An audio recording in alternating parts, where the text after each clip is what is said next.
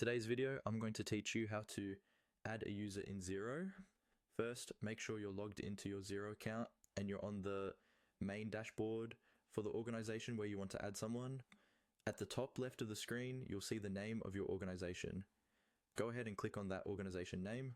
This is where Xero keeps a lot of the high-level options related to your business settings.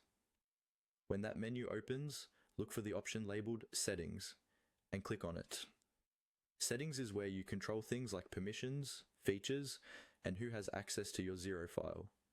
If you don't see it right away, just double check that you're in the right organization and that you have the correct level of access, because only certain roles can manage users.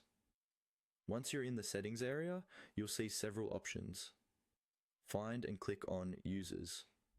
This page lists everyone who currently has access to this Xero organization, along with their status and usually the type of access they've been given. It's a good habit to quickly scan this list from time to time to make sure only the right people still have access. To add someone new, look for the Invite a User button on this user's page and click it.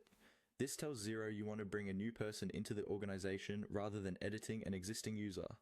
You'll now see a form where you need to fill in the user's details. Start with their name and their email address.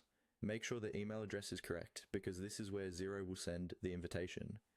Next, choose the level of access they should have. Xero lets you control what areas they can see or change, such as bank accounts, invoices, reports, or payroll, depending on your plan. Take your time here and only give them the permissions they genuinely need for their role. You can always come back later and adjust these settings if their responsibilities change. After you've checked that all the details are accurate and the permissions look right, you're ready to send the invitation. Click on Send Invite. Xero will email the person you added with a link to accept the invitation and set up their access. Until they accept, they may appear as pending on your users page, so don't worry if they don't show as active right away. And that's it. You've successfully added a user in Xero and sent them an invite to join your organization.